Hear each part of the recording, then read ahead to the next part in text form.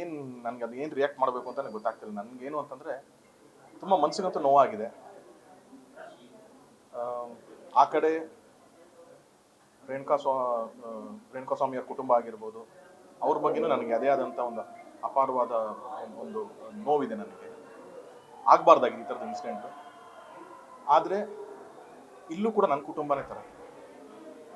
ಈಗ ನನ್ನ ಅಣ್ಣನೇ ಹಂಗೆ ಮಾಡಿದ್ದಾನೆ ಅಂತಂದರೂ ಕೂಡ ನನಗೇನು ನೋವಾಗುತ್ತೆ ಅದೇ ನೋವಲ್ಲೇ ನಾನು ಇದ್ದೀನಿ. ನನ್ನ ಕುಟುಂಬನ ಹಾಗೆ ಇದೆ. ಈಗಲೂ ನನ್ನ ಅನಿಸಿಕೆ ಏನು ಅಂತಂದರೆ ಅದೇನೋ ತಪ್ಪಿಲ್ಲ ಅಂತ ಆಚೆ ಬರ್ಬೋದಲ್ವಾ, ಅದನ್ನೇ ಆಗತ್ತೇನೋ ಅನ್ನೋ ನಂಬಿಕೆ ಮೇಲೆ ನಾನಿದ್ದೀನಿ. ಯಾಕಂತಂದರೆ ಹ್ಯೂಮನ್ ಎಮೋಷನ್ಸ್, ನಾವೆಲ್ಲರೂ ನಮ್ಮದೇ ಆದಂಥ ಒಂದು ಎಮೋಷನ್ಸ್ ಇರುತ್ತೆ. ನಾವು ಒಂದೊಂದು ಕಡೆ ವಾಲ್ತೀವಿ. ಅದೇ ಹ್ಯೂಮನ್ ಆಗಿ ನಮ್ಗಳದ್ದು. ನನಗೆ ಯಾರು ಆತ್ಮೀಯರ ಇರ್ತಾರೆ, ನಾನು ಯಾರ ಮೇಲೆ ಪ್ರೀತಿ ತೋರಿಸ್ತಾ ಇರ್ತೀನಿ, ನನ್ನ ಎಲ್ಲ ಅಭಿಪ್ರಾಯಗಳು ಅವ್ರ ಮೇಲೇ ವಾಲುತ್ತೆ. ಅದಕ್ಕೆ ನಮ್ಮನ್ನು ಮೀರಿ ಕಾನೂನು, ಕೋರ್ಟು, ಲಾ ಅಂತ ಇರೋದು ನಮ್ಮನ್ನು ಮೀರಿ ಅದಕ್ಕೇನೆ ಇರೋದು. ಅದು ಕರೆಕ್ಟಾಗಿ ನೋಡುತ್ತೆ, ಏನಿದೆ ಸತ್ಯಾಂಶಗಳನ್ನು ಅದು ಹೇಳುತ್ತೆ. ಒಂದು ಇನ್ವೆಸ್ಟಿಗೇಷನ್ ಅಂತಂದರೆ ಅದು ಖಂಡಿತವಾಗ್ಲೂ ಕರೆಕ್ಟಾಗಿ ಆಗುತ್ತೆ.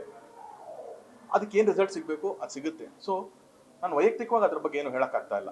ಬಟ್ ಹೆಂಗೆ ಆ ಕುಟುಂಬಕ್ಕೆ ನೋವು ಬರ್ಸೋ ಶಕ್ತಿ ದೇವ್ರು ಕೊಡಲಿ ಅಂತ ಕೇಳ್ತೀನೋ, ಇಲ್ಲೂ ಒಂದು ದೊಡ್ಡ ಕುಟುಂಬ ಇದೆ, ಅವ್ರನ್ನ ನಂಬ್ಕೊಂಡಿರೋಂಥ ದೊಡ್ಡ ಕುಟುಂಬ ಇದೆ, ಅದಕ್ಕೂ ಅಷ್ಟೇ ನೋವಾಗಿದೆ.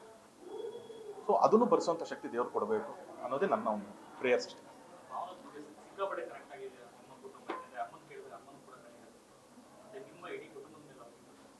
ಅಂದರೆ ಅದೇ ಹೇಳಿದ್ನಲ್ಲ, ಹ್ಯೂಮನ್ ಎಮೋಷನ್ಸ್, ನಮ್ಮ ಒಡನಾಟ ಇರೋರ ಜೊತೆಗೆ ಅಥವಾ ನಾವು ಯಾರ ಜೊತೆಗೆ ಅಷ್ಟು ಟ್ರಾವೆಲ್ ಮಾಡಿರ್ತೀವಿ. ನನಗೆ ದರ್ಶನ್ ಸಾರು ಒಂದೇ ಅಲ್ಲ, ನಾನು ಬರೀ ಪರ್ಸ್ನಲಿ ಅಂತಲ್ಲ, ನನಗೆ ಎಲ್ಲ ಥರದಲ್ಲೂ ನನಗದು ನೋವಾಗಿದೆ.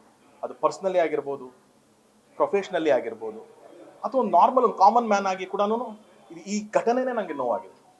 ಈ ಥರ ಒಂದು ಆಗಬಾರ್ದಾಗಿತ್ತೇನೋ, ಅದು ಯಾರು ಸರಿ ತಪ್ಪು ಅದು ಏನೋ ನನಗೆ ಅಷ್ಟು ಯೋಚನೆ ಮಾಡೋಷ್ಟೇ ಆಗ್ತಾಯಿಲ್ಲ ನನಗೆ. ಇದು ಆಗಬಾರ್ದಾಗಿತ್ತು, ಯಾಕೆ ಹಿಂಗೆ ಆಗೋಯ್ತಲ್ಲ ಅನ್ನೋದೊಂದೇ ನೋವು ನನಗೆ.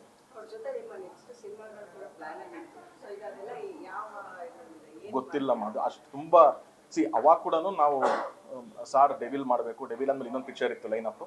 ಅದಾದಮೇಲೆ ನಮ್ಮದು 59 ಅಂತ ಅನೌನ್ಸ್ಮೆಂಟ್ ಮಾಡಿದ್ದು. ಅದ್ರ ವರ್ಕ್ ಎಲ್ಲ ಮಾಡಿದ್ವಿ ನಾವು. ಸೊ ಅವರು ಯಾವಾಗ ಬಂದ್ರು, ಅವ್ರು ಯಾವಾಗ ಅಂದ್ರು, ಅದು ಏನೇ ಪರಿಸ್ಥಿತಿ ಇದ್ರು ನಾನಂತೂ ಸಿನಿಮಾ ಮಾಡ್ತೀನಿ ಅಷ್ಟಂತೂ ನನ್ನ ಕಡೆಯಿಂದ ನಾನು ಹೇಳ್ತೀನಿ ಅಷ್ಟೇ. ಅಲ್ಲ, ಅದೇ ಸತ್ಯ ಅಂತ ನಾನು ನಂಬಿದ್ದೀನಿ ಲೋಕೇಶ್. ನಾನೇನೋ ಬೇರೆ ಏನೋ ಅಂತ ನನ್ನ ತಲೆ ಥಾಟ್ಸು ಇಲ್ಲ, ಅದೇ ಸತ್ಯ ಅಂತ ನಂಬಿದ್ದೀನಿ ನಾನು. ಅದೇ ಆಗಲಿ, ಅದೇ ಆಗಬೇಕು ಅಂತಲೇ ದೇವ್ರಲ್ಲಿ ಪ್ರಾರ್ಥನೆ ಮಾಡ್ತೀನಿ ನಾನು. ಸೊ ಹಂಗೆ ಆಗುತ್ತೆ ಅನ್ನೋ ನಂಬಿಕೆ. ಆ ಪ್ರಯತ್ನ ಪಟ್ಟಿದ್ದೀನಿ. ಇವಾಗ ಆದಷ್ಟು ಅವ್ರ ಫ್ಯಾಮಿಲಿಗಳು ಅವ್ರು ಫಸ್ಟ್ ಮೀಟ್ ಆಗಬೇಕು ಅಂತ ನಮಗೂ ಆಸೆ ಇದ್ದಿದ್ದು. ಸೊ ಹಾಗಾಗಿ ನಾನು ಒಂದು ಪ್ರಯತ್ನ ಪಟ್ಟಿದ್ದೀನಿ. ವೆರಿ ಶಾರ್ಟ್ಲಿ ಮೀಟ್ ಮಾಡುವಂಥ ಸಾಧ್ಯತೆ ಇದೆ. Thank you. ನ್ಯೂಸ್ ಫಸ್ಟ್, ನಿರ್ಭೀತಿಯಿಂದ ನಿಮ್ಮ ಪರವಾಗಿ.